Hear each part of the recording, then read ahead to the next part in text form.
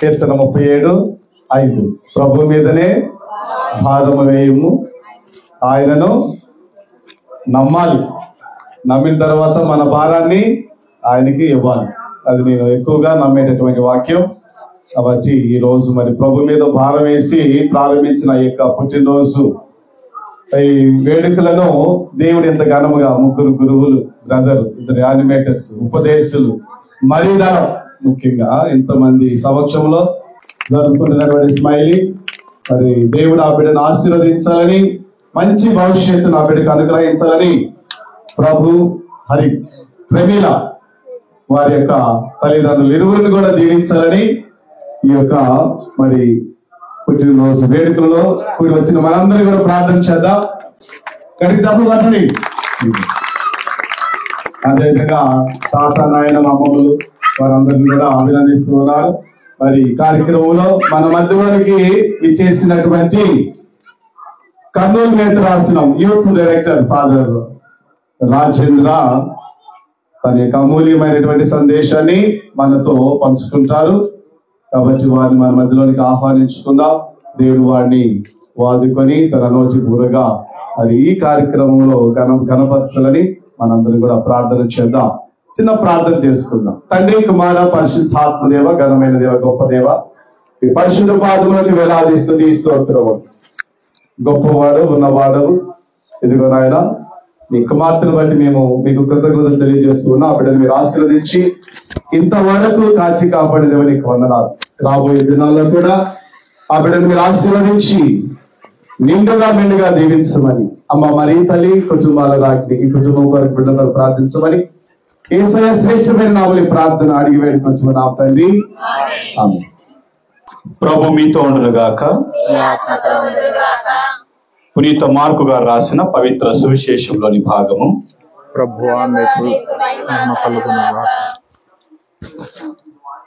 Mark శుభవార్త 9వ అధ్యాయం వచనములు 33 నుండి 37 వరకు.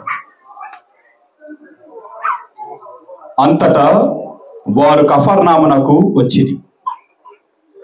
అందొక ఇంట ప్రవేశించిన పిదప యేసు తన శిష్యులను మార్గమధ్యమున మీరు ఏ విషయమును గూర్చి తర్కించుచుండిరి అని అడిగాను. తమలో గొప్పవాడు ఎవడని మార్గమధ్యమున వాదించుకొని ఉండుటచే వారు ప్రత్యుత్తరం ఇయ్యలేక ఊరుకుండిరి. అప్పుడు యేసు కూర్చుండి 12 శిష్యులను చేరపిలిచి, ఎవడు మొదటివాడు కాగోరునో వాడు అందరిలో చివరివాడై అందరకు సేవకుడుగా ఉండవలేను అని పలికెను. మరియు యేసు ఒక చిన్న బిడ్డను చేరదీసి వారి మధ్య నుంచి వానిని ఎత్తి కౌగలించుకొని శిశువులతో, ఇట్టి చిన్న బిడ్డలలో ఒకరిని నా పేరట స్వీకరించేవాడు నన్ను స్వీకరించిన వాడగును. నన్ను స్వీకరించిన వాడు నన్ను కాదు, నన్ను పంపిన వారిని స్వీకరించుచున్నాడు అని అనెను. క్రీస్తునాథునందు మిక్కిలిగా ప్రేమబడు ప్రేమైన సహోదరి సహోదరులారా, నేడు మనమందరం కూడా ప్రభుదాస్ వారి యొక్క ఇంటిలోకి వచ్చి మనము ఈ యొక్క ప్రార్థనా కూడికను ఏర్పాటు చేసుకుంటున్నాం. ప్రార్థన ముఖ్యంగా ఈరోజు పుట్టినరోజు, దాని గురించి మనమందరం కూడా ధ్యానం చేస్తున్నాం. పరిశుద్ధ గ్రంథంలో పుట్టినరోజు అని చెప్పుకుంటుంటేనే కొన్నిసార్లు మనకి చాలా కొన్ని చోట్ల బాధాకరమైనటువంటి విషయాలు కూడా మనకు గుర్తున్నాయి. యేసు ప్రభు పుట్టినాడు. యేసు ప్రభు యొక్క పుట్టుక తర్వాత ఎంతో మందికి అది ఒక పరమానందాన్ని కలిగించేటువంటి శుభ సమాచారం అని దేవదూత ఎవరికి చెప్పింది? గొర్రెల కాపులకు చెప్పింది. యేసు ప్రభు లోకరక్షకుడు పుట్టినాడు అని చెప్పినప్పుడు ఇదందరికీ మీ అందరికి ఒక శుభవర్తమానం అని మీరందరూ వెళ్ళి ఆ లోక రక్షకుని దర్శించండి అంటేనే పరుగున ఎంతో మంది అక్కడికి వెళ్ళి ప్రభువుని దర్శించారు. లోకరక్షకుడు పుట్టినారనేటువంటి ఆ సంబరంతో వారికి ఉన్నటువంటి కానుకలను కూడా తీసుకెళ్లి ఆ గొర్రె పిల్లలను కానుక ఇవ్వటము, వారు పండగ చేసుకున్నారు. అది ఒక సైడ్. ఇంకొక సైడ్ మనం చూస్తే రాజులు సహితము, జ్ఞానులు సహితము ప్రభు యొక్క జన్మదిన వేడుకలలో పాలు పంచుకోవడానికి, ఆయన యొక్క జననాన్ని గురించి వాళ్ళందరూ కూడా సంతోషంతో ఆయనను ఎలాగైనా మనం చూడాలని చెప్పేసి ఎంతో మంది ఎంతో దూరం, కొన్ని మైళ్ళ దూరము వాళ్ళు ప్రయాణం చేసి ప్రభువుని చూడడానికి వచ్చారు. కానీ హేరోదు మహారాజును చూస్తే యేసు ప్రభు పుట్టినాడు, ఆయన లోకరక్షకుడుగా ఈ యొక్క లోకానికి ఏం చేసి వచ్చాడు, ఆ విధముగా ఈయన ప్రజల కొరకే ప్రాణం ఇచ్చేటువంటి వ్యక్తిగా ఆయన రాజుగా ఉండబోతున్నాడని తెలిసినటువంటి ఈ వార్త ఆ హేరోదు మహారాజుకి ఆయనకు కలత చెందేలా చేసింది. ఆయన వెంటనే ఏం చేస్తున్నాడు, ఆ ఊరిలో ఉన్నటువంటి చిన్న ప్రాయంలో, అదే సమయంలో యేసు ప్రభు పుట్టినటువంటి ఆ సంవత్సరంలో పుట్టినటువంటి చిన్నారి బిడ్డలందరినీ కూడా చంపివేశారు. జననం, యేసు ప్రభు పుట్టుక కొంతమందికి ఆనందాన్ని ఇస్తే, మరో సైడు వేరే వాళ్ళందరికీ కూడా, కొంతమంది చిన్నపిల్లలు వారందరూ కూడా ప్రాణాలను కోల్పోయారు. దీని ద్వారా ప్రభు మనకేం చెప్తున్నాడు? ఇంకొకసారి మనం చూస్తే ఒకసారి బాప్తిస్మా యోహాను గారు ఆయన చెరసాల్లో ఉంటారు. అక్కడ హేరోదు మహారాజు యొక్క జన్మదినం జరుగుతుంది. ఆయన కూడా పుట్టిన సందర్భంగా ఆ వేడుకల సంబరాలలో అక్కడ ఏం చేస్తారు, హేరోదియా వాళ్ళ కూతురుతో డాన్స్ చేపిస్తారు. Praise the lord, praise the lord. సందర్భంలో పుట్టినరోజు అక్కడ సంబరాలు జరుగుతున్నాయి. కానీ ఆ సంబరాలలో ఆ పుట్టినరోజుల వేడుకలో ఉన్నటువంటి వారందరినీ కూడా మెప్పించాలని ఒక చిన్నారి బిడ్డ చేత డాన్స్ చేయిస్తారు. ఆ నాట్యానికి మెచ్చుకొని అక్కడ ఉన్నటువంటి హేరోదు రాజు ఏం చెప్తాడు, ఇదిగో నీవు నన్ను ఎంతో సంతోష పెట్టావు, నా జన్మదినం రోజున నన్ను సంతోష పెట్టావు, నా యొక్క స్నేహితులు కూడా అందరూ కూడా చాలా బాగా సంతోషిస్తున్నారు, కాబట్టి నీవు ఏం కోరిక కావాలో కోరుకో అని చెప్పేసి అడగడం జరుగుతుంది. అప్పుడు ఆమె ఏం చెప్తుంది, నేను మా అమ్మని అడిగి వచ్చి చెప్తానని చెప్పేసి చెప్పడం జరుగుతుంది. ఆమె ఏం చెప్తుంది, వాళ్ళ మమ్మీ పోయి అడిగితే, ఇదిగో బాప్తిస్మా యోహాను గారి యొక్క తల నాకు గిఫ్ట్ గా కావాలని చెప్తున్నారు. ఒకవైపు ఏమో జన్మదినం జరుగుతుంది, ఇంకొక వైపు ఏమో ఒక వ్యక్తి మరణించడం జరుగుతుంది. కాబట్టి ఈ పుట్టుక విషయంలోనే, పుట్టుక సందర్భాలు ఎంతో ఆనందం పడేటువంటి సమయంలోనే కొంతమంది ఆనందపడుతున్నారు, కొంతమంది బాధపడుతున్నారు. కాబట్టి ఈరోజు మనం ఒకటి గుర్తించాలి. ఏం గుర్తించాలంటే, జన్మదినం జరిగే కొద్దీ మనము చావు కూడా ఉందనే సత్యాన్ని మనం తెలుసుకోవాలి. పుట్టుక అనేది ఎంత సత్యమో, అదే విధముగా మరణం కూడా అంతే సత్యం. ఈ జీవితం, ఈ జననానికి మరణానికి మధ్య ఉన్నటువంటి ఈ కాలము కొద్దిపాటి కాలమే. ఎప్పుడు ఎవరు చనిపోతారనేది ఎవరు తెలియదు. కాబట్టి ఈ జీవితము, దేవుడిచ్చినటువంటి ఈ జన్మ అనేది చాలా తక్కువ సమయం. ఈ సమయంలోనే మంచి జీవితం జీవిస్తే నిన్ను గొప్ప వాళ్ళు అంటారు, లేదా నువ్వు విచ్చలవిడిగా జీవిస్తే నీ పేరు కూడా ఎవరు తలుచుకోరు. కాబట్టి ప్రియమైన సహోదరి సహోదరులారా, ఈ విధంగా ఇది జన్మదిన యొక్క పరమ రహస్యం. అంటే మనం జననం జరుపుకుంటూనే, జన్మదినాలు జరుపుకుంటూనే మనం గుర్తించాల్సింది ఏంటంటే, ఈ జీవితము శాశ్వతమైంది కాదు, ఇది అశాశ్వతమైంది. ఈ జీవితము మనం శాశ్వతంగా నిలుపుకోవాలంటే ఈ జీవితమే మంచి జీవితం జీవించినట్లయితే అప్పుడు దేవుడు మనకి ఆ శాశ్వతమైనటువంటి జీవితాన్ని ఇస్తాడనేటువంటి ఆ సత్యాన్ని మనం తెలుసుకోవాలి. ముఖ్యంగా మనం కొన్ని సందర్భాలు మనం చూస్తుంటాం, ఈ జన్మదినాలు జరుపుకుంటాం, వివాహ జీవితం జరుపుకుంటాం, తర్వాత మరణ వార్షికోత్సవాలు కూడా జరుపుకుంటాం. ఇలాంటి ఫంక్షన్స్ మనం జరుపుకోవచ్చా, క్యాథలిక్స్ జరుపుకోవచ్చా, లేదా క్రిస్టియన్స్ జరుపుకోవచ్చా అని మనం అనుకుంటే పరిశుద్ధ గ్రంథం చెప్తుంది మనం జరుపుకోవచ్చు. ఎందుకంటే దేవుడు ఇచ్చినటువంటి ఈ జీవితాన్ని బట్టి మనము ఎల్లప్పుడూ కూడా దేవునికి కృతజ్ఞతలు చెల్లించాలి. కీర్తన 103:2 మనం చూస్తే ప్రభు వాక్యం ఏం పలుకుతుందంటే, నా ఆత్మమా ప్రభువును స్తుతింపుము, దేవుడు చేసినటువంటి మేలులను దేనిని కూడా మరవద్దు అంటున్నాడు. కాబట్టి ఈరోజు మనం ఫంక్షన్ చేసుకోవడానికి కారణం ఏంటంటే దేవుడిచ్చినటువంటి జీవితాన్ని, ఈ జీవితంలో మనము వివాహ జీవితం కావచ్చు, లేదా బర్త్డేలు కావచ్చు, లేదా ఇంకా ఏదైనా మనకి మంచి ఉద్యోగం వచ్చినప్పుడు ఇవన్నీ కూడా దేవుడికి వందనాలు చెల్లిస్తూ మనం దేవుడు చేసినటువంటి ప్రతి ఒక్క మేలుని మనం జ్ఞాపకం చేసుకోవచ్చు, ఒక పండుగ లాగా చేసుకోవాలి, దేవుణ్ణి స్తుతించాలి, దేవుని మహింపరచాలి. అందుకే ఇలాంటి పండుగలు మనం చేసుకోవచ్చని పరిశుద్ధ గ్రంథం మనందరికి కూడా సెలవిస్తుంది. ఒకానొక సందర్భంలో మనం చూస్తాము, ప్రయాణము చేయుచుండగా ఈ స్త్రీ ఆయనను తన ఇంటికి ఆహ్వానించింది. Praise the lord, praise the lord, praise the lord. అక్కడ యేసు ప్రభువు మార్తమ్మ మరియమ్మల వాళ్ళ ఇంటికి రావాలనో లేదా వాళ్ళ ఇంట్లో ప్రార్థన చూచుండగా అచ్చట మార్తమ్మ అనేటువంటి ఒక స్త్రీ ఉంది. ఆమె ఏం చేసింది? ఆమె ప్రభు దగ్గరకు వచ్చింది. ప్రభు దగ్గరకు వచ్చి, ఇదిగో నీవు ఈ గ్రామం గుండా పోతున్నావు కదా, కాబట్టి నీవు మా ఇంట్లోకి రండి. ఆమెకి ఏం ఒక అకేషన్ అంటే ఏం లేదు, ఆడేం పుట్టినరోజు జరుపుకోవట్లేదు, లేదా ఆడ సావు ఎవరు కూడా ఏమంటారు వార్షికోత్సవం, మరణ వార్షికోత్సవం జరుపుకోవట్లేదు, లేదా వివాహ వార్షికోత్సవం జరుపుకోవట్లేదు. వారు ప్రభువుని చూడగానే ఇదిగో మా ఇంటిలోకి రండి, మా కోసం ప్రార్థన చేయండి, మాతో కలిసి భోజనం చేయండి అని చెప్పేసి వారు ఆ విధముగా వారి ఇంటికి ఆహ్వానించారు. కాబట్టి ఈరోజు మనము ప్రార్థన పెట్టుకోవడానికి ఒక బర్త్డేనో లేదా ఒక మ్యారేజ్ డేనో అది ఉంటేనే ప్రార్థన పెట్టుకుంటాం, లేకపోతే మాకు ప్రార్థన వద్దు అనేది ఏమీ లేదు. మన బైబిల్ చెప్తుంది మనం ప్రార్థన ఎప్పుడు పెట్టుకోవాలి, ఎలా పెట్టుకోవాలంటే మనం దేవుడు చేసినటువంటి మేలులు దానికి కృతజ్ఞతలు చెల్లించడానికి ఎనీ టైం, అది ఎప్పుడైనా సరే, దానికి కాలము, సమయము, ముహూర్తము అటేం ఉండవు.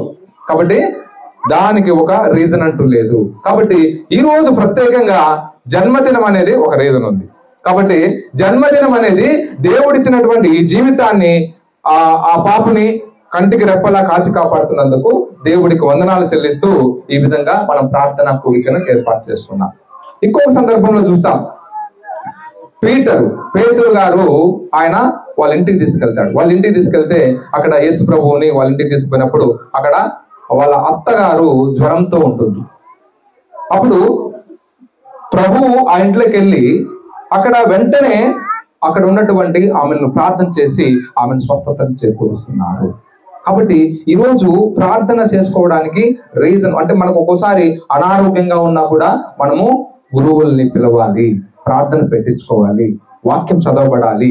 ఎప్పుడైతే అనారోగ్యంగా లేదా మన ఇంటిలో బాగలేనటువంటి ఆ పరిస్థితులు ఉన్నట్లయితే అదే సమయంలో మనం ప్రార్థనకి మనం ఎక్కువ ప్రాధాన్యత ఇవ్వాలి. అప్పుడే దేవుడు మనకు అక్కడ వాక్యంలో చూస్తాం, యేసు ప్రభు ఆ ఇంట్లోకి వెళ్ళినప్పుడు ఆమె మీద చేయిపెట్టి ప్రార్థన చేసినప్పుడు ఆమెకు జ్వరం వీడిపోయి వెంటనే ఏం చేస్తుందమ్మా, తక్షణమే ఆమె లేచి మళ్ళీ వారికి పరిచర్యలు చేస్తుంది, వాళ్ళకి భోజనం చేసి పెడుతుంది.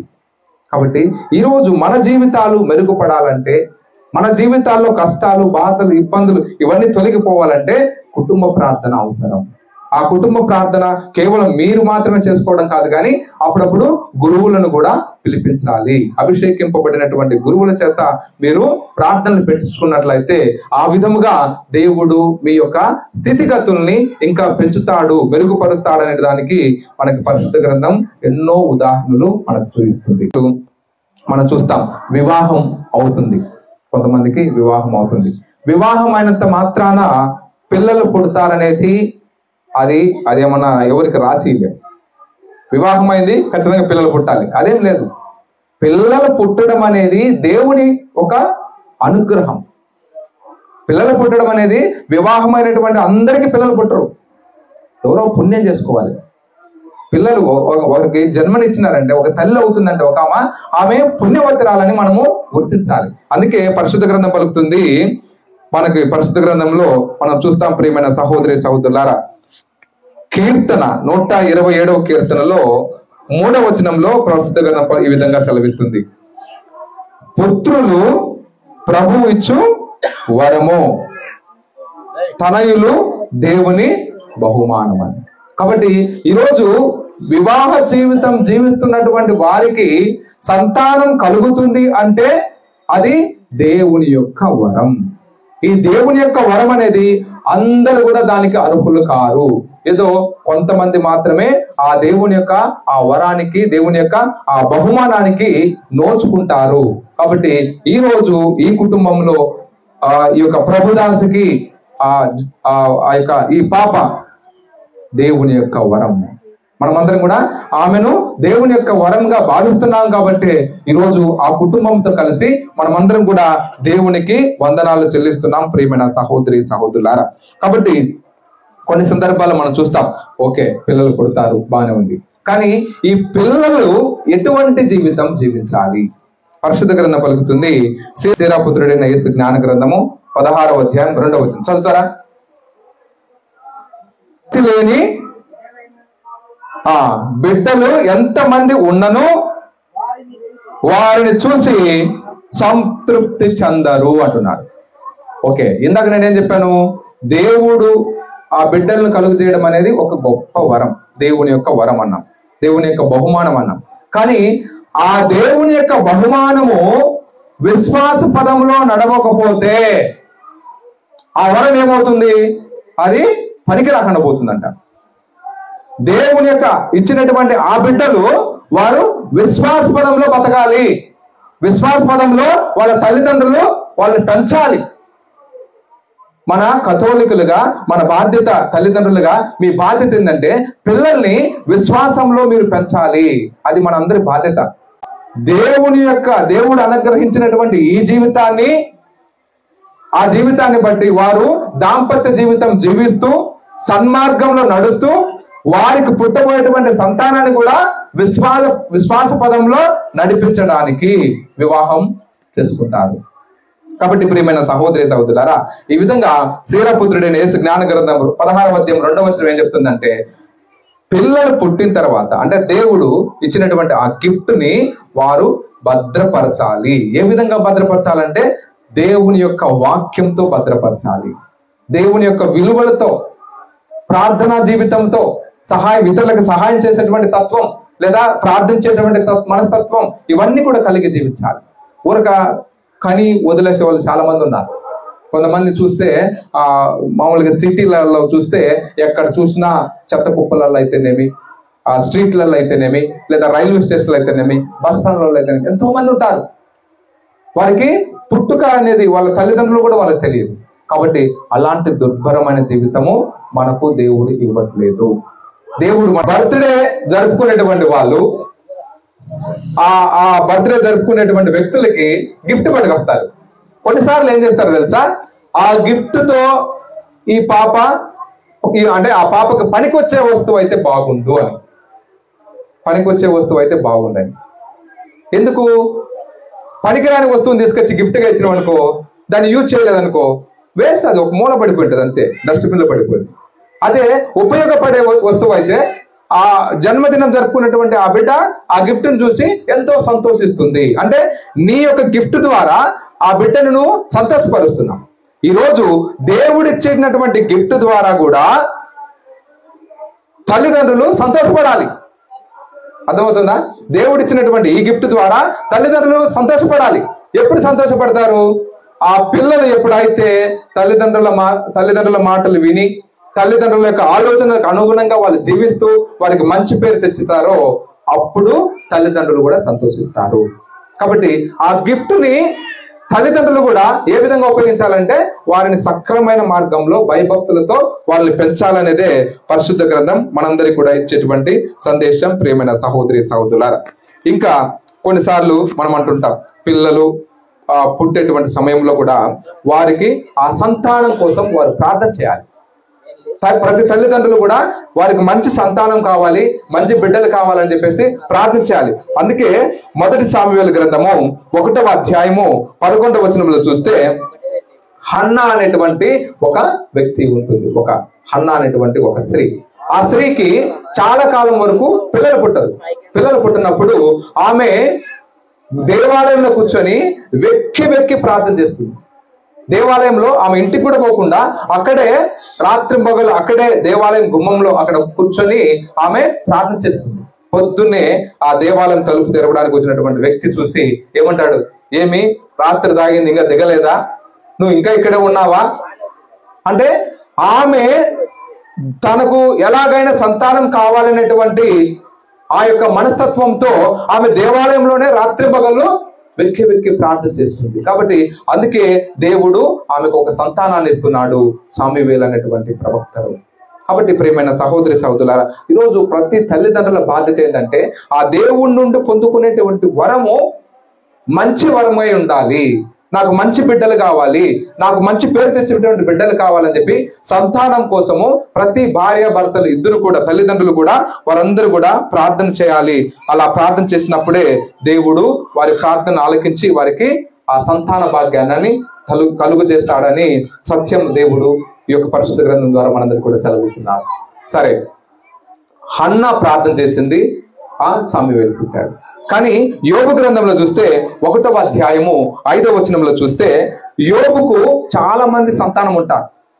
చాలా మంది పిల్లలు ఉన్నప్పుడు వారందరూ కూడా ఎక్కువ ఆస్తిపాస్తులు ఉంటుంది, వారికి అంత ఎటువంటి కొరత ఉండదు.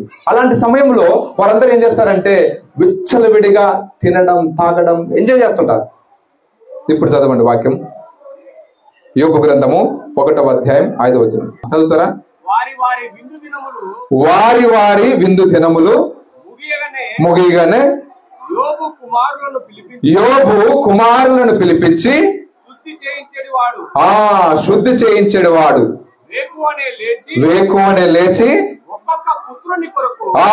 ఒక్కొక్క పుత్రుని కొరకు దహన బలిని అర్పించి ఒకవేళ తన కుమారులు పొరపాటున దేవుని నిందించి పాపము కట్టుకొనురేమో అని praise the lord, praise the lord.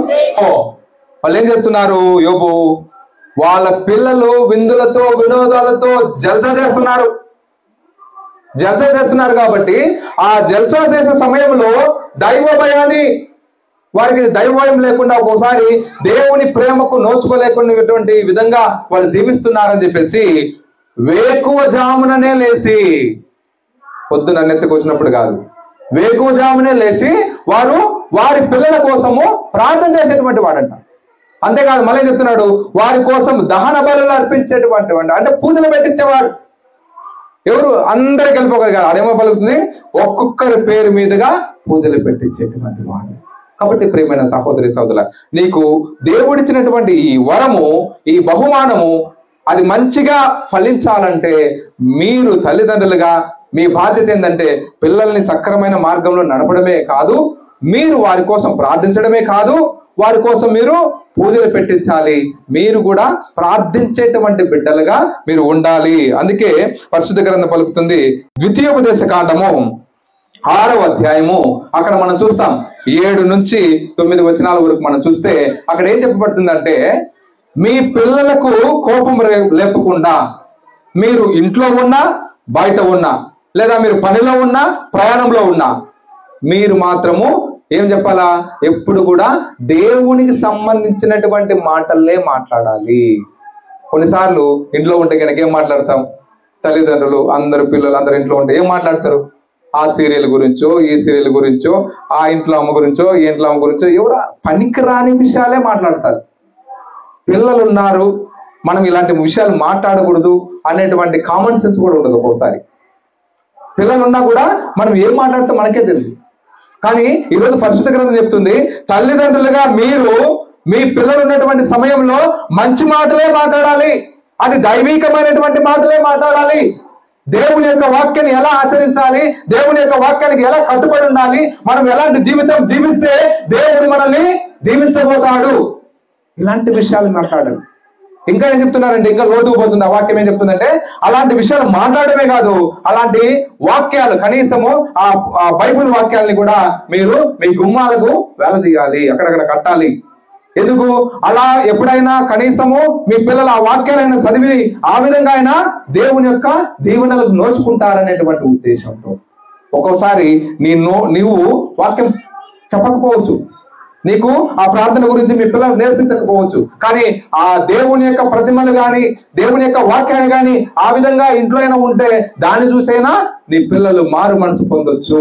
కాబట్టి ప్రియమైన సహోదరి సహోదరులారా, ఇది నీ బాధ్యత. తల్లిదండ్రులుగా మీ బాధ్యత ఏంటంటే పిల్లలు ఉన్న సమయంలో మీరు చెడు మాటలు మాట్లాడద్దు. ఉదయం లేచినప్పటి సాయంత్రం వరకు కొంతమంది వాళ్ళ కూతుర్ని కానీ కొడుకుని పిలిచే విధానంలోనే బూతులు ఉంటాయి. పిలిచే విధానంలోనే నువ్వు వచ్చి రా, కూర్చొచ్చి ఆ పని చేయి అని చెప్పేది దానిలోనే బూతులు మాట్లాడుతుంటారు. కాబట్టి ఈరోజు ప్రభు చెప్తున్నాడు, తల్లిదండ్రులుగా నీ మాట తీరుని బట్టే నీ పిల్లలు ఉంటారు. నీవు ఎప్పుడు తిట్టు మాటలు మాట్లాడతానుకో నీ పిల్లలు కూడా తిట్టు మాటలే నేర్చుకుంటారు. నువ్వు ఎప్పుడు ప్రార్థన చేయలేదనుకో వాళ్ళు కూడా ప్రార్థన చేయరు. నువ్వు ప్రార్థన చేసుకోకుండా గుళ్ళో కూర్చో మోకరించంటే చూసినంపా నీకు అది చూసినంపా ఇదే అది అంటే నువ్వు మోకరించడం నేర్చుకోవాలి ఫస్ట్. తల్లిదండ్రులుగా నీవు గుడిలోకి వెళ్ళి నీవు మోకరించి నీవు కానుకేయడం కానీ నువ్వు ప్రార్థన చేయడం కానీ నీవు స్వరూపం దగ్గరికి పోయి ముద్దుకోవడం కానీ చేస్తే అప్పుడు మీ పాప కూడా చిన్న పాప ఆటోమేటిక్ గా మా అమ్మ ఇక్కడ మోకరిస్తుంది, నేను కూడా మోకరించాలి, మా అమ్మ ఇక్కడ దండం పెట్టుకుంటుంది, నేను కూడా దండం పెట్టుకోవాలి, ఇదిగో మా అమ్మ నా కోసం పూజ పెట్టిస్తుంది. నేను ఒక వయసులోకి వచ్చినప్పుడు ఇతరుల కోసము పూజ పెట్టించడము, కుటుంబ అవసరాల కోసం ప్రార్థన చేయడము, ఇలాంటి తల్లిదండ్రులుగా నీ పిల్లలు చిన్న ప్రాయంలో ఉన్నప్పుడే నువ్వు నేర్పించగలగాలి. అది పరిశుద్ధ గ్రంథం చెప్తుంది. ఈరోజు నేను చెప్పే మాట కాదు, పరిశుద్ధ గ్రంథము అది మనందరి బాధ్యత అని చెప్పి చెప్తుంది. ప్రేమైన సహోదరి సహోదరులారా, ఇంకా మనము కొన్నిసార్లు మనం చూస్తాం చిన్న పిల్లోడులే నేర్చుకుంటారులే, వయసుకు వచ్చినప్పుడు అన్ని ఆటోమేటిక్ గా ఆయన నేర్చుకుంటారులే, ఒకరు చెప్పాల్సిన అవసరం లేదులే అని చెప్పి చెప్తుంటారు. గోము చేస్తుంటారు పిల్లల్ని. కొన్నిసార్లు ఈ మధ్య కాలంలో అయితే ఎట్ట చెడప కొడుతున్నారంటే తల్లిదండ్రులు, పిల్లోడు ఏడుస్తున్నాడంటే అన్నం తినట్లేదంటే సెల్ ఫోన్ ఇస్తారు. వాడు సెల్ ఫోన్ లో ఏం ఓపెన్ చేస్తాడో వాడికే తెలియదు. ఈరోజు ఒక పిల్లడు అన్నం తినాలంటే సెల్ ఫోన్ ఖచ్చితంగా చేతిలో ఉండాలి. నువ్వు సెల్ ఫోన్ తో ఏం నేర్పిస్తున్నావు? వాడు మళ్ళా వాళ్ళు పెట్టే కాటన్స్ కూడా వాళ్ళకి నచ్చినట్టు బేబీ షాక్ అంట. కాబట్టి మన పరిస్థితి ఈ విధంగా ఉంది. ఒకవేళ ఆ మొబైల్ లేకపోతే అన్నం తింటారు, మొబైల్ లేకపోతే ఇస్త్రీ కొట్టడం, ఏముంటది ఇస్త్రీ కొట్టడం, ఏది పరిస్థితి. కాబట్టి అందుకే ప్రభు చెప్తున్నాడు, ఈరోజు వాక్యం పరిశుద్ధ గ్రంథం చెప్తుంది, నీ జీవిత విధానాన్ని బట్టే నీ పిల్లలు పెరుగుతున్నారు. నీవు విశ్వాసంలో నువ్వు నడవకపోతే మీ పిల్లలు కూడా విశ్వాసం ఉండవు. నీవు ఎప్పుడు సెల్ ఫోన్ పట్టుకున్నావు కాబట్టి నీ పిల్లలు కూడా సెల్ ఫోన్, నువ్వు అన్నం తినేటప్పుడు సెల్ ఫోన్ చూసుకుంటున్నావు కాబట్టి నీ పిల్లలు కూడా సెల్ ఫోన్ చూసుకుంటూనే అన్నం తింటున్నారు. నీవు అన్నం తినేటప్పుడు ఫోన్ పక్కన పెట్టండి. మీ ఆయన గాని లేదా మీరు ఆడవాళ్ళు మీరు ఫోన్ పక్కన పెట్టి అన్నం తినే సమయంలో మనము అన్నం మాత్రమే తినాలి, మాట్లాడుకుంటూ తినండి. ఎందుకు తినరు? బాగా ఆడుతా పాడుతా నవ్వుతా బాగా మాట్లాడుకుంటూ అట్లా కాదు. కాబట్టి ప్రియమైన సహోదరి సహోదరులారా, అందుకే పరిశుద్ధ గ్రంథం ఏం చెప్తుందంటే, శ్రీరాపుత్రుడైన యేసు జ్ఞాన గ్రంథము 30వ అధ్యాయము 1వ వచనం చెప్తుందంటే, నీకు ఎంత ప్రేమ ఉందో, ఊరక ప్రేమ ఉందని నీ బిడ్డలు తప్పు చేసినప్పుడు గోముగా సర్ది చెప్పుకొని సైలెంట్ గా వదిలేడు కదా, దెబ్బలు కూడా పడాలా. వాక్యం పలుకుతుంది, అక్కడ ఏం చదువుతావు మాస్టర్? ప్రేమగల తండ్రి తన కుమారుని తరచుగా శిక్షించండి. ఎప్పుడు కొడతా అన్నాడని కాదు, కొన్ని సందర్భాల్లో తప్పు చేసిన సమయంలో ఇది తప్పు. కాబట్టి కొన్నిసార్లు ఆ దెబ్బలు అనేది పడాలి. ఎప్పుడు కూడా గోముగా ఏం కాదు, నా కొడుకు అట్ట చేయడు, నా కూతురు అట్ట చేయదంటే మీ కొడుకు కూతుర్ని మీరు చెడపగొడుతున్నారు. కాబట్టి మీ బాధ్యత ఏంటంటే, ప్రేమ ఉందంటే సరిపోదు, ప్రేమ ఉన్నప్పుడు వాళ్ళ తప్పుల్ని కూడా మీరు వేలెత్తి చూపాలి. ఇది తప్పు నాయన, ఇలా చేయకూడదు, ఇది నువ్వు ఇలా చేయాలని మీరు సరిదిద్దాలి. అది పరిశుద్ధ గ్రంథం మనందరూ కూడా సెలవిస్తుంది. ఈ విధంగా ప్రియమైన సహోదరి సహోదరులారా, శ్రీరాపుత్రుడైన యేసు జ్ఞాన గ్రంథము 30వ అధ్యాయం 12వ వచనంలో చూస్తే, మనము చిన్నతనంలో ఉన్నప్పుడే అలా భయపెడుతూ అలా శిక్షిస్తూ అంటే అలా కరెక్ట్ చేస్తేనే వాళ్ళు నేర్చుకుంటారనేటువంటి ఆ సత్యాన్ని కూడా దేవుడు మనందరికి కూడా సెలవిస్తున్నాడు. ఫిలిప్పీయులకు రాసిన లేఖ 1వ అధ్యాయము 27వ వచనంలో ఏం చెప్తుందంటే, దేవుడు మనకిచ్చినటువంటి ఈ జీవితము విధానం ఏ విధంగా ఉండాలంటే క్రీస్తును సందేశానుసారంగా ఉండాలి. ఈ మాట బాగా అర్థం చేసుకోండి. ఈ జీవితం అంట క్రీస్తు సందేశానుసారంగా ఉండాలి. క్రీస్తు మాటలు ఏం చెప్తుంది? క్షమించమన్నాడండి. తండ్రి వీరేమి చేస్తున్నారు, వీరికి తెలియదు, వీరిని క్షమించండి. ఆ ఒక్క మాటను నీవు అది ఒక బంగారు వాక్యంగా నువ్వు ఎన్నుకొని నువ్వు ఎల్లప్పుడూ కూడా క్షమిస్తున్నావంటే ఆయనలాగా ఎవరు క్షమించడు. క్రీస్తు ప్రభు ఆ కాలంలో క్రీస్తు ప్రభుని చూసాము, ఆయన శత్రువులు సైతం క్షమించమన్నాడు. ఇప్పుడు నేను మళ్ళీ మధుపాదాన్ని చూస్తున్నాను అని చెప్పగలగాలి. అదే క్రీస్తు సందేశానుసారంగా జీవించడం అంటే. నేను నిన్నటి దినాన్ని చెప్పాను, ప్రేమ ఏమన్నారు? ప్రేమ శ్రేష్టమైంది. ఓకే, అదే నిన్నటి మాట. ప్రభు కూడా చెప్పింది ప్రేమించమనే. ఎవరిని ప్రేమించన్నాడు? శత్రువుల సహితం ప్రేమించగా అన్నాడు. మామూలు శత్రువులకు ఎవరు ప్రేమించరు, వాళ్ళని ఇంకా మనము ద్వేషిస్తాం. కానీ ప్రభు అట కాదు, ఆ శత్రువుల సహితము మనం ప్రేమించాలంట, వారి కోసం మనం ప్రార్థన చేయాలంట. కాబట్టి ఈ రోజు జీవించే ఈ జీవితం, అది చిన్నపిల్లలైనా పెద్దలదైనా, వాళ్ళందరి జీవితాన్ని బట్టి ఏ విధంగా ఉండాలంటే క్రీస్తు సందేశానుసారంగా ఉండాలి. కోసము పరలోకాన్ని వీడి ఆయన మనం వెతుక్కుంటూ వచ్చి ఆయన మనందరి కోసం చనిపోయి మనకు కూడా పరలోకాన్ని ఇస్తానని ఆ మరణాన్ని కూడా జయించినటువంటి వ్యక్తి క్రీస్తు ప్రభు. అంటే ఒక భక్తుని కోసము వెతుక్కుంటూ వచ్చినటువంటి ప్రభు మన ప్రభు. కాబట్టి అటువంటి గొప్ప దేవుణ్ణి మనమందరం కూడా దేవుడిచ్చినటువంటి ఈ జీవితాన్ని బట్టి మనము ఆ ప్రభువుకి వందనాలు చెల్లించాలి. ఈ యొక్క పరిశుద్ధ గ్రంథము వాళ్ళ సందర్భాల్లో మనకు చెప్పేది ఏంటంటే, ఈ యొక్క ప్రతి ఒక్క సందర్భాన్ని బట్టి మనము పరిశుద్ధ గ్రంథంలో మనము దేవునికి వందనాలు చెల్లించాలి. అది ప్రతి చిన్న కార్యానికి కూడా మనం వందనాలు చెల్లించాలి అనేది సత్యాన్ని దేవుడు మనందరికి తెలియజేస్తుండగా, ఈ సమయంలో ఈ యొక్క చిన్నారి బిడ్డ కోసం మనం అందరం ప్రార్థన చేద్దాం. రాబోయేటువంటి రోజుల్లో ఆ బిడ్డను ఇంకా హేరాళముగా నూరంతలుగా దీవించమని ఆ ప్రభుని ప్రార్థన చేస్తూ అందరం కలిసి ఈ యొక్క ప్రార్థన ముగించుకుంటూ ఒక ప్రార్థనతో ఈ యొక్క ప్రార్థనను ముగిద్దాం. పిత పుత్ర పవిత్ర ఆత్మ నామమున. నీవు చేసిన ఉపకారములకు నేనేమి చెల్లింతును, నేనేమి చెల్లింతును. వేలాది దూడలనా, వేలాది పొట్టేళ్ళనా, వేలాది చప్పట్లు పడచ్చు. వేలాది పొట్టేళ్ళనా నీవు చేసిన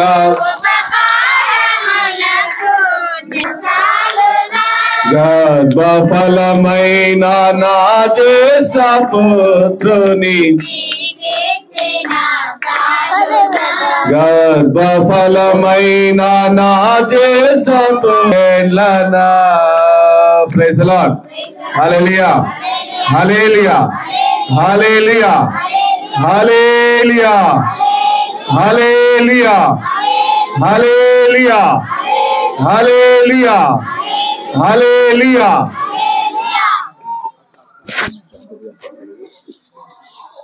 మరి లక్కీ విక్కీ అక్కడున్న ఇక్కడ వేదిక దగ్గరికి రావాలి. ముఖ్యంగా స్మైలీ, ఏది బర్త్డే బేబీ స్మైలీ, స్మైలీ ఎక్కడున్నా, wow little Angel. So smiley కోసం ఫాదర్ గారు ప్రార్థన చేస్తారు. కొంచెం 7వ పుట్టినరోజు జరుపుకుంటున్నటువంటి స్మైలింగ్ మన యొక్క ప్రార్థనా సహాయంతో దేవుని యొక్క నిండైనటువంటి ఆశీర్వాదాలతో తన యొక్క జీవితాన్ని నూరంతలుగా పండింపబడాలని గొప్ప ఆశయంతో కోసం ప్రత్యేకంగా జ్ఞాపకం ఉంచుకొని ప్రార్థిద్దాం. సర్వమును సృష్టించి పాలిస్తున్న ఓ ప్రభువా, లోక కళ్యాణ నిమిత్తమై పరలోకాన్ని వీడి ఈ భూలోకానికి దిగి వచ్చినటువంటి క్రీస్తు ప్రభువా, మీకు స్తోత్రాలు, వందనాలు. ప్రభువా, మానవుని జీవితం ఈ సృష్టిలో ఒక అపురూపమైనటువంటి జీవితం. ఎన్నో అద్భుతాలు ఈ సృష్టిలో ఉన్నప్పటికీ మానవునికి అంతు చిక్కనటువంటి విచిత్రమైనటువంటి సంఘటన అనుభవాలు, స్థలాలు ఉన్నప్పటికీ వీటన్నిటికన్నా మిన్నగా మీ మాదిరిగా మీ రూపంలో మానవుని సృజించి మీ మాదిరిగానే జీవించాలన్నటువంటి తపనతో ప్రతి ఒక్కరిని కూడా మరలా తిరిగి మీ సన్నిధికి చేర్చుకోవాలన్నటువంటి ఆశయంతో ఈ లోకానికి తిరిగి వచ్చారు. ప్రభువా, ఈ తరుణంలోనే ఈ మానవుని జీవితం ఈ లోకంలో ఎన్నో ఒడిదుడుకులతో, సుఖదుఖాలతో, కష్ట నష్టాలతో ముందుకు కొనసాగుతూ ఉన్నప్పటికీ ఎందరో మహానుభావులు తమ యొక్క విశ్వాసాన్ని పరీక్షించుకొని మీ సన్నిధికి చేరుకుంటారు. అందులో ఈ పుణ్య దంపతులకు జన్మించినటువంటి స్మైలీ కూడా ఆ ప్రయాణంలోనే ఉన్నారు. ప్రభువా, ఇచ్చినారి బాలికకు మంచి జ్ఞానాన్ని, మంచి తెలివితేటలు, మంచి భవిష్యత్తు తనకు దయచేయండి. ఏనాడైతే కూడా మీరు ఆ బాలికను ఈ దంపతుల జీవితంలో ఉండాలి అని మీ యొక్క తలంపులో మీ వాక్యంలో పలికినట్లుగా నీ తల్లి గర్భంలో రూపొందకములపై నేను ఎన్నుకుంటుంది అన్నట్టు ప్రతి ఒక్కరిని కూడా ప్రత్యేకంగా మీరు మరచుకొని వారిని ఈ లోకంలో ఒక కుటుంబంలో సభ్యులుగా జన్మింపచేస్తూ ఉంటారు. ప్రభువా, స్మైలీ జీవితం 30 60 100 ఈ లోకంలో జీవించి ఆ 100 జీవితం మరలా పరలోకంలో జన్మించి మీ యొక్క ఉన్నతమైనటువంటి స్థాయికి చేరుకునే విధంగా ఆ బిడ్డను జీవించండి, ఆశీర్వదించండి. ముఖ్యంగా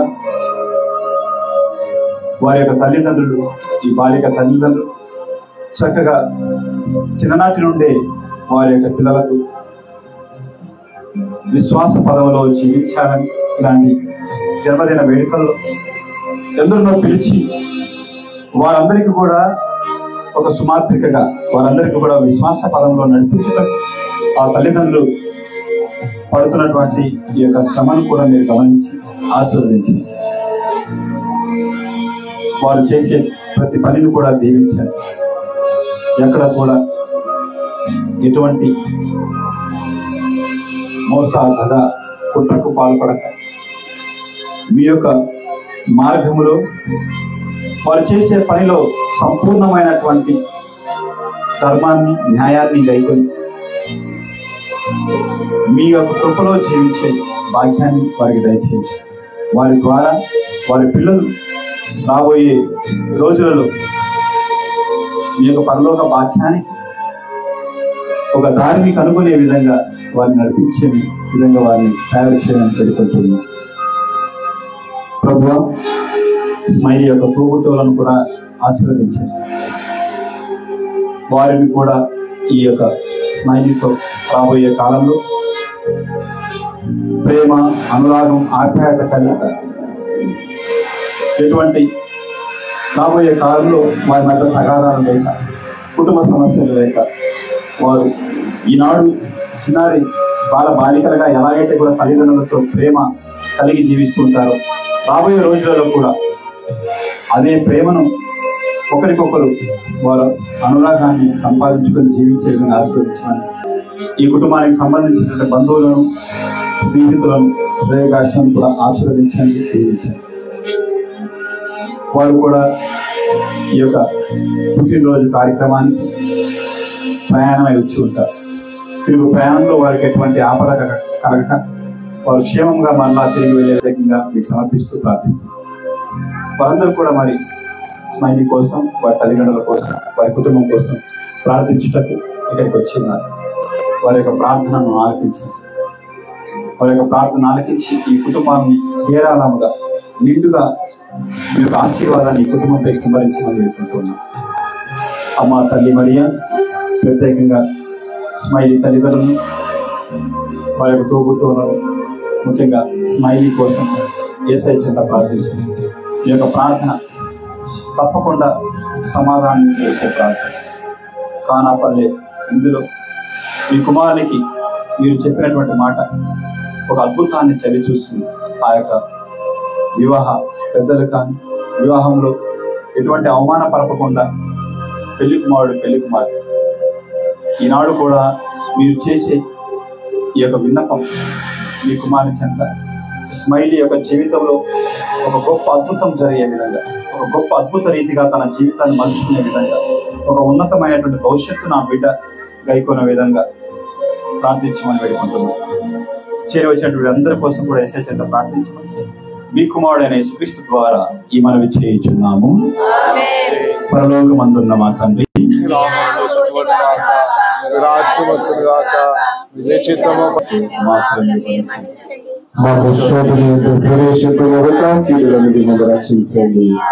దేవర ప్రసాదం చేత అన్న మరి ఎమ్మో అందరము ఆశీర్వదించబడిన వారు మీరే, ఆశీర్వదించబడిన వారని పరిశుద్ధ మరియు మా సర్వేశ్వరి యొక్క మాట ఆ పాపులైన నా కొరకు ఇప్పుడు మా మరణ సమయమందు ప్రార్థించండి. ఆమేన్. పితా పుత్ర పవిత్ర ఆత్మకు మహిమ కలుగును గాక. Happy birthday to you. Happy birthday to you. May God bless you. May God bless you. May God bless you, dear Smiley. May God bless you. Happy birthday to you. Long life to you. Many more happy returns of the day. Birthday to you, la la la la la. Happy birthday to you, la la la la la la. Happy birthday to you, la la la la la. We wish you happy birthday. We wish you happy birthday. May God bless you, la la la la la. May God bless you, la la la la la la. May God bless you, la la la la la. We wish you happy birthday.